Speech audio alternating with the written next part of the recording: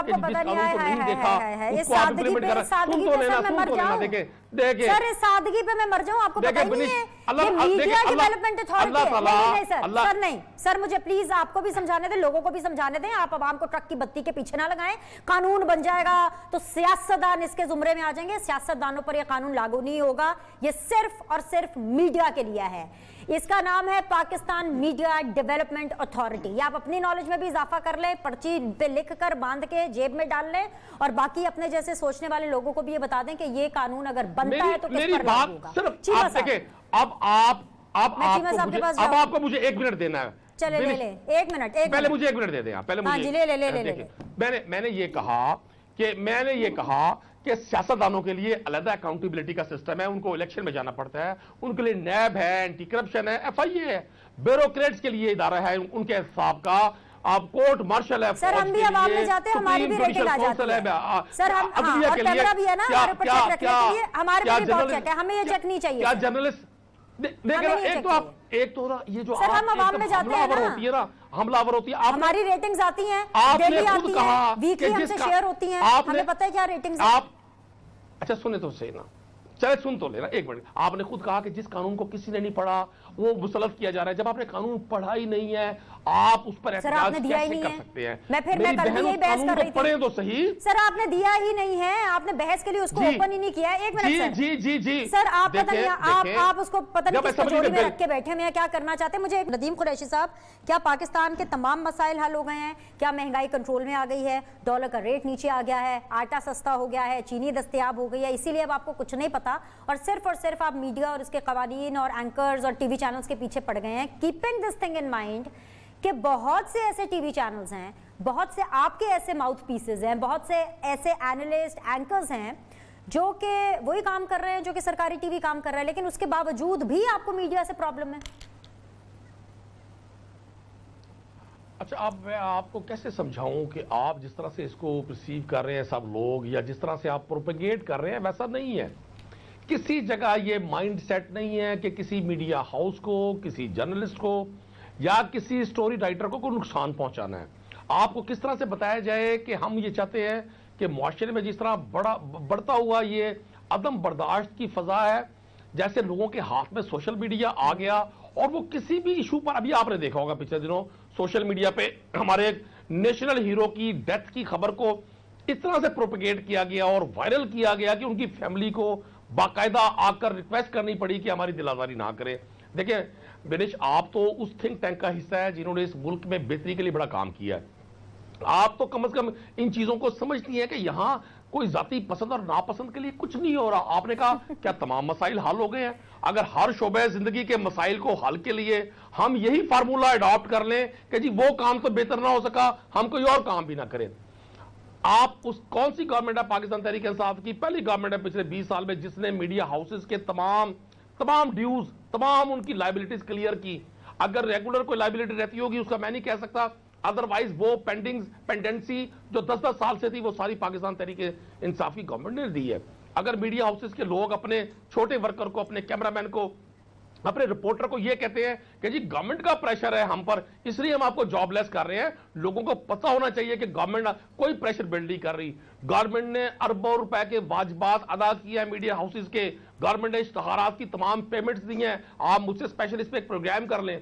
यहां माहौल ये बना हुआ है कि जो चीज किसी भी वजह से बुरी होती है ये गवर्नमेंट कर रही है। जी आपने मतलब गवर्नमेंट को तय कर लिया कि हमने इसको विलन बना के पेश करना है पूरी कौम के सामने, हमने कतई किसी अच्छी चीज को प्रोपेगेट नहीं होने देना। मैं आपको अर्ज करूं, अभी आपने कहा जी बहुत सारे लोग आपके माउथ पीस हैं। देखें गवर्नमेंट जो काम कर रही होती है, और बिलखुसूस ये गवर्नमेंट हमारी, इमरान खान का एज ए प्राइम मिनिस्टर कोई जाती एजेंडा साबित नहीं हुआ। प्राइम मिनिस्टर इमरान खान का एक जाती मुझे प्रोजेक्ट बता दें जो उन्होंने बतौर प्राइम मिनिस्टर इस मुल्क में अपनी जात के लिए शुरू किया हो।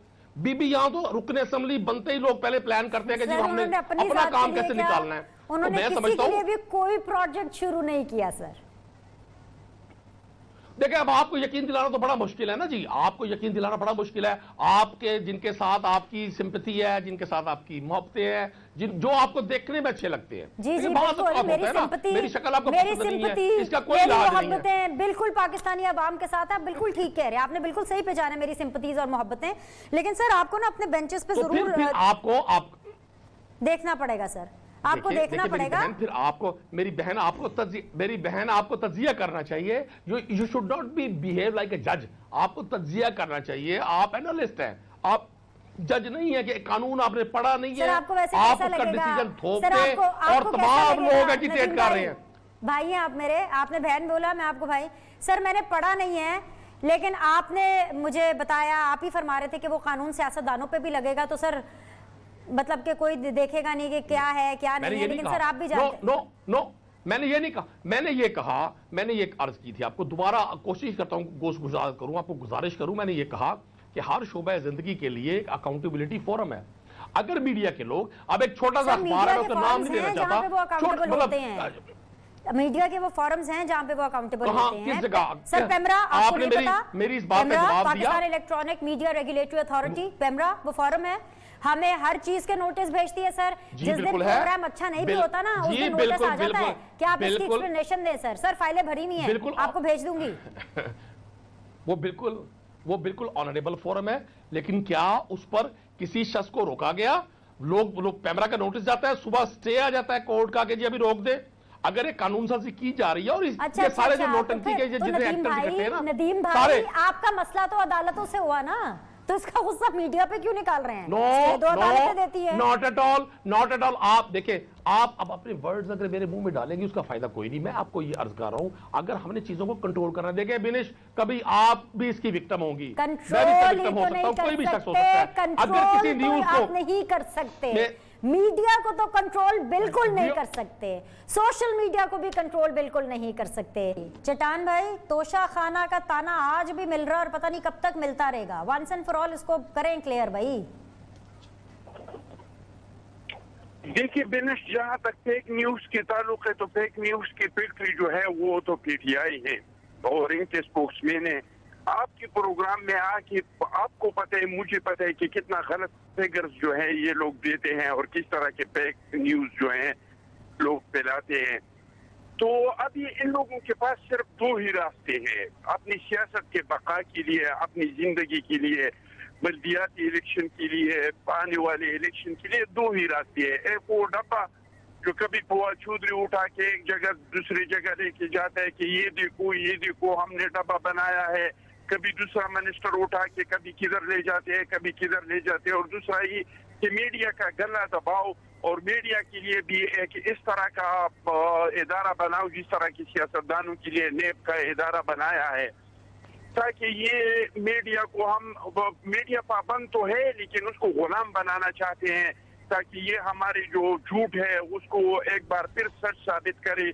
जिससे पिछली बार हमने हक़ाइक़ से हट के दावी की थी कि भाई 1 करोड़ नौकरियां देंगे और हम पेट्रोल को सस्ता करेंगे और डॉलर को 20 रुपए पे लाएंगे, और मीडिया के कंधों पे सवार होकर और फेक तजियाकारों को बिठा के और जिस तरीके से हमने कौम के जहन में डाल दिया कि बस इमरान खान के आते हुए डॉलरों के बारिश भी हो जाएंगे, अमेरिका से लोग इधर रोजगार के लिए भी आएंगे। उनको पता है कि हमें अवाम से वोट नहीं मिलेगा। अवाम जिस तरह महंगाई के दोज़ख में जल रहे हैं, ठीक है।